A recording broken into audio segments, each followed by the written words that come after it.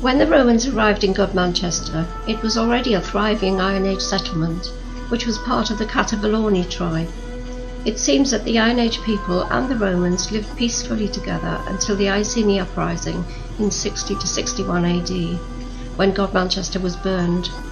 The fort was rebuilt and the town was laid out anew.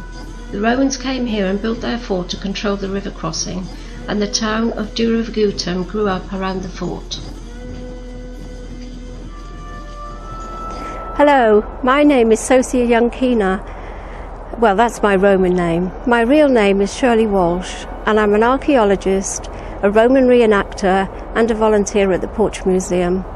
I'm going to introduce you to the Roman town, and then I'll help Ralph Clark guide you around the town. I hope you enjoy it. Hello, my name is Ralph Clark, and I class myself as a Godmanchesterian, which means that I was born in Godmanchester and my home has been here for the last 83 years. But for a number of years, mainly in the 70s, I helped Michael Green on archaeological digs in Godmanchester. Now, those that you don't know Michael Green, he worked for the Department of the Environment and was the chief investigator of historic buildings in London, and he carried out excavations at Whitehall and Westminster.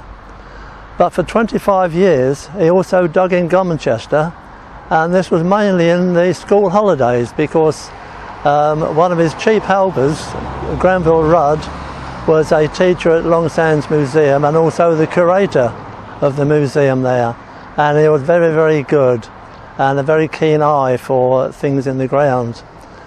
We're going to take a walk around Roman Godmanchester, pointing out some of the buildings and other sites and what we found. And this walk, in fact, will be covering the Roman town map which goes with this DVD.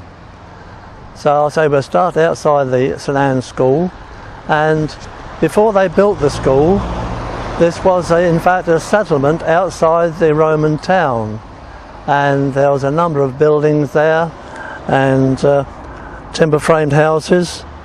And they also discovered an amphora, a wine vessel, which was rare because it was made in Cambridgeshire.